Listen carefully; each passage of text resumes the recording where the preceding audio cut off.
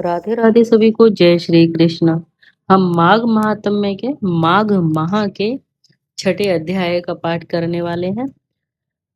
महर्षि वशिष्ठ का राजा दलीप को कुब्जी की कथा सुनाते हुए। हे राजन, अब मैं आपके सामने माघ स्नान के प्रभाव का वर्णन करता हूँ, सावधान होकर सुनो। भृगु जी के वंश में पैदा हुई एक कुब्जिका नामक परम कल्याणी ब्राह्मणी थी। वह पूर्व कर्म के दोषानुसार बालकपन में ही विधवा हो गई।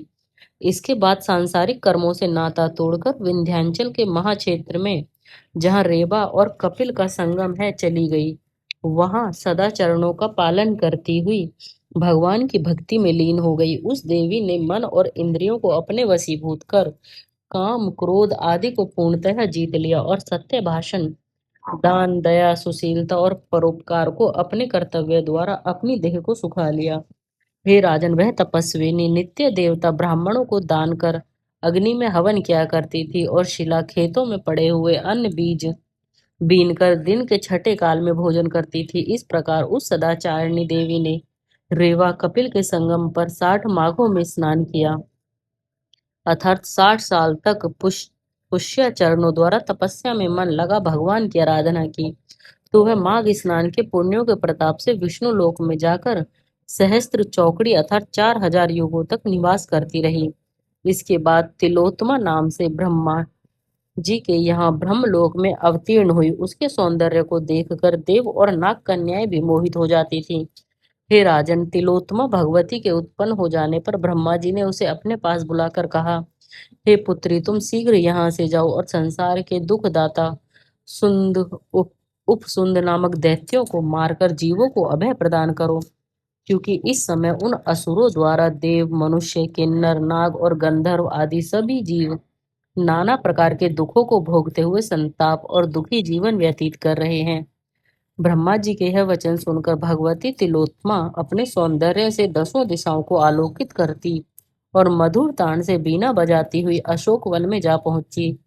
हे नृप, उस परम कल्याणी भगवती को ज्यों ही सुंदर उपसुंदर दैत्यों के नौकरों ने देखा, त्यों ही वे जल्दी से अपने स्वामियों के पास जाकर नम्रता पूर्वक कहने लगे, हे दैत्येश्वरों, आपके अशोक वन में एक ऐसी परम सुंदरी आई हुई है जिसके समान आज तक तीनों लोक में ना तो हमने देखी है और ना सुनी है।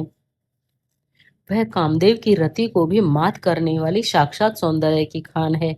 यद्यपि हम उसको नहीं जानते हैं कि वह देव, दानवी, यक्षिणी व किन्नरों में से कोई है, परंतु इतना हम अवश्य जानते हैं कि वह स्त्रियों में रत्न रूप है। चूंकि आप समस्त रत्नों का उपभोग करने वाले हैं, इसलिए आप उस परम कल्याणी को अवश्य प्राप्त करें। दूतों के मुख से यह बात सुनकर वह दोनों दैत्य अपनी 100 भार की बनी हुई गदा को लेकर चल पड़े और शीघ्रता से देवी के पास पहुंचकर उसके अत्यंत मनोहर रूप का मुग्ध होते हुए कहने लगे, हे परम सुंदरी, तुम संसार में स्त्री रत्न हो और हम रत्नों के उपभोगी हैं, सो प्रसन्नता से तुम जिसके साथ चाहो पानी ग्रहण करो। हे राजन, दैत्यों के ऐसे मद भरे शब्द सुनकर भगवती ने उन पर कटाक्ष फेंककर उन्हें अत्यंत मोहित करती हुई कहने लगी, हे दैत्यो, जो तुम्हारे में से अधिक बलवान होगा मैं उसी के साथ पानी ग्रहण करूंगी।